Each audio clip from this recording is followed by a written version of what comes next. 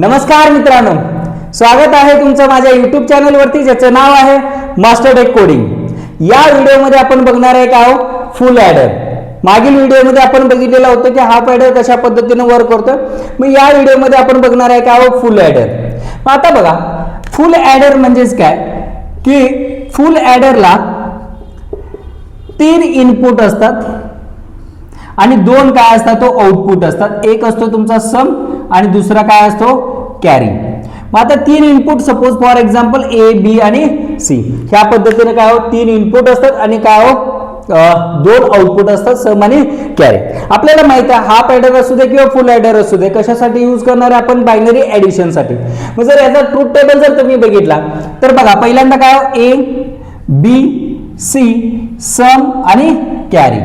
मग आता बघा 3 इनपुट आहेत म्हणल्यावरती व्हॅल्यू आपण किती देऊ शकतो 8 0 0 0 ओके।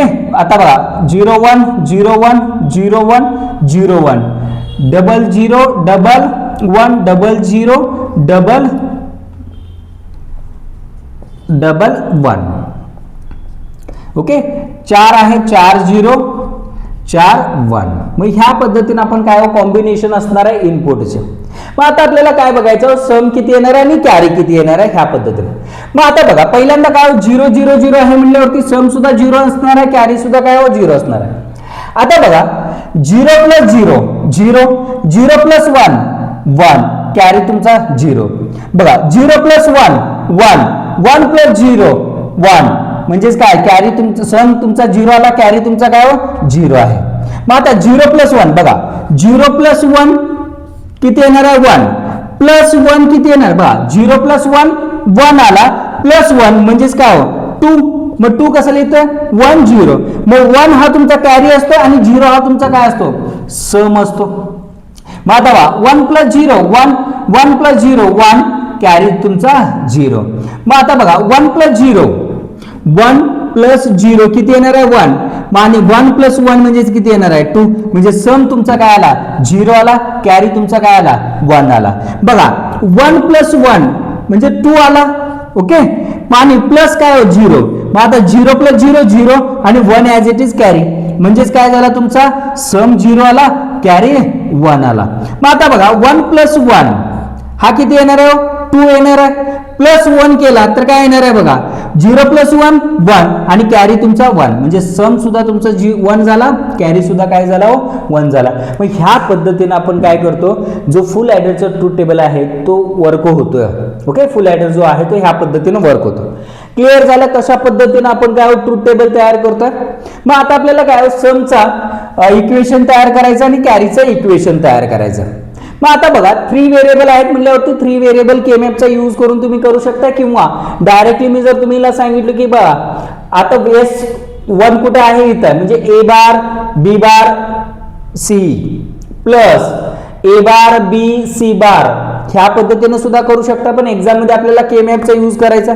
मग त्यामुळे पहिल्यांदा मी काय समचा यूज करतो केमॅपचा यूज करतोय। मग आता 3 व्हेरिएबल आहेत म्हणल्यावरती काय 8 चा सेल असणार आहे।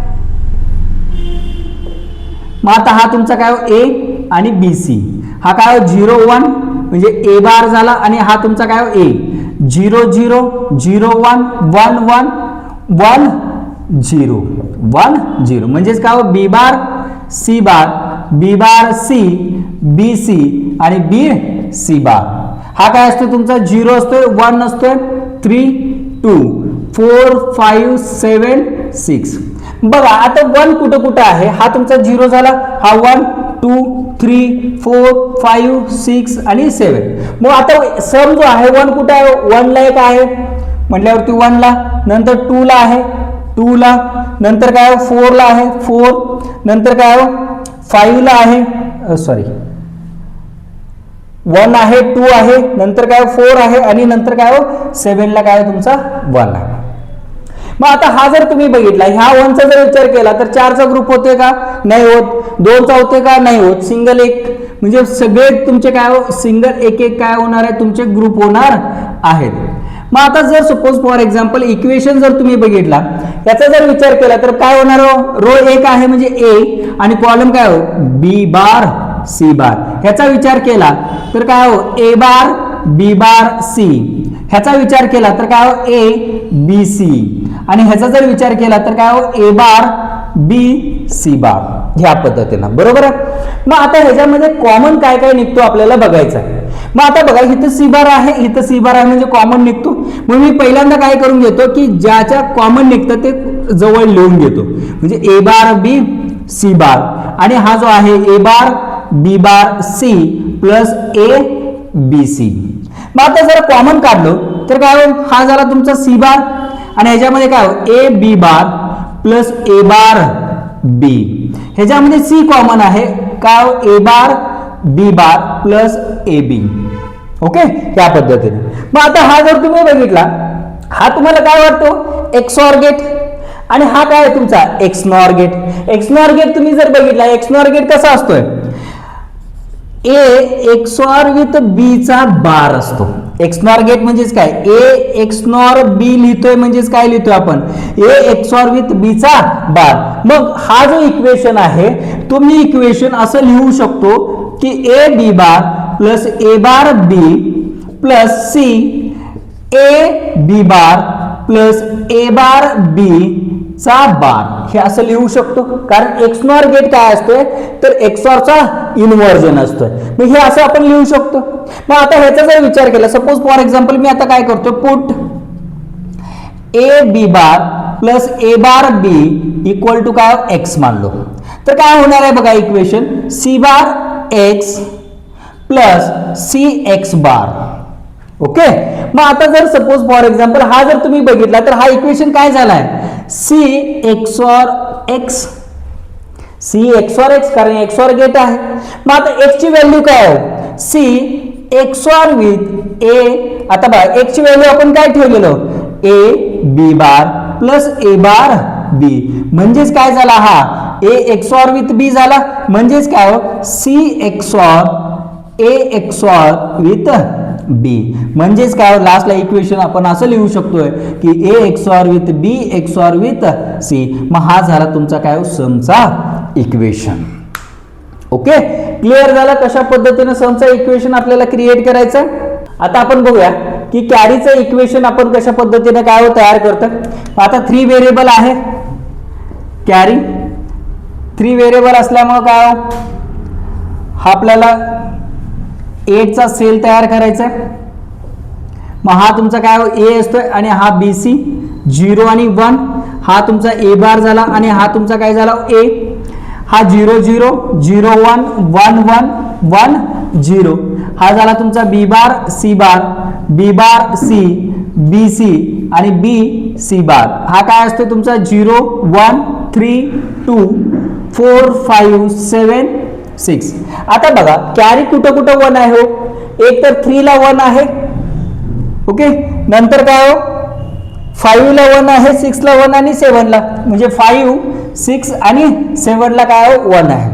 मग आता बघा ह्या जर 1 चा विचार केला तर ह्या 1 चा 4 चा ग्रुप होतोय का, नाही होत, पण 2 चा ग्रुप काय हो होतोय. मग हा झाला तुमचा काय हो 2 चा ग्रुप. ह्या 1 चा जर विचार केला तर ह्या 1 चा 4 चा ग्रुप होतोय का, नाही होत, तर 2 चा होतोय, तर 2 चा ग्रुप आपण करून घ्यायचा. आणि ह्या 1 चा जर विचार केला तर ह्या 1 चा 4 चा होत नाहीये, पण 2 चा ग्रुप काय होतोय, त्यामुळे हा 2 चा ग्रुप काय हो करून घ्यायचा. मग आता ह्याचं जर इक्वेशन जर तुम्ही बघितला कॅरी, बघा पहिल्यांदा हा एक ग्रुप बघितला तर ह्या ग्रुपचा एकच रो आहे, त्यामुळे ए ॲज इट इज, आणि 2 कॉलम आहे, त्या 2 कॉलम मध्ये कॉमन काय हो एसी, प्लस ह्या ग्रुपचा जर विचार केला, ह्या ग्रुपमध्ये 2 रो आहेत आणि 2 रो मध्ये कॉमन काही नाहीये, त्यामुळे ॲज इट इज सोडून द्या. आणि हा कॉलम मध्ये काय हो बी सी, आणि प्लस ह्या ग्रुपचा जर विचार केला, ह्या ग्रुपमध्ये रो एकच आहे, त्यामुळे ए, आणि कॉलम 2 आहे, त्यामुळे कॉलम मध्ये कॉमन काय हो बी. मग ह्या पद्धतीने काय हो जो कॅरीचं इक्वेशन आहे तो कॅरीचं इक्वेशन जनरेट झालेला आहे.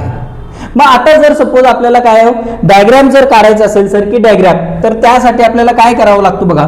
पहिल्यांदा समचा इक्वेशन काय हो A XOR with B XOR with C, म्हणजे 3 इनपुट आहेत, suppose for example A B आणि सी, ह्या तिन्हीचा आपल्याला काय करायचं हो एक्सॉर करायचं आहे. या तिन्हीचा काय करायचं आपल्याला एक्सॉरिंग करायचं आहे. मग हा तुमचा काय समचा इक्वेशन तयार होतो, म्हणजे A XOR with B XOR with C. Okay, मग आता आपल्याला काय कॅरीचं इक्वेशन तयार करायचं आहे. मग कॅरीचं काय ए सी. मग आता हा तुमचा ए आहे आणि हा तुमचा काय सी आहे, ह्या दोघांचं मल्टिप्लिकेशन. मग मल्टिप्लिकेशन करण्यासाठी आपण काय अँड गेटचा यूज करतोय. मग हा झाला तुमचा काय ए सी प्लस काय बी सी. मग हा तुमचा काय बी आणि हा झाला तुमचा काय सी. ह्या दोघांचं आपल्याला काय करायचं आहे मल्टिप्लिकेशन करायचं आहे. ओके, मग हा झाला तुमचा काय बी सी आणि दुसरा काय ए आणि बी. नेक्स्ट काय हा ए आहे आणि हा तुमचा काय बी आहे.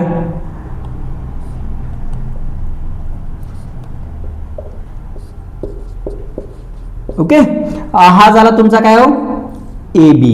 मग ह्या तिघांचं काय करायचं आपल्याला ऍडिशन करायचं. मग हा तुमचा काय ऑर गेट. ऍडिशन करण्यासाठी आपण कशाचा यूज करतोय ऑर गेटचा यूज करतोय.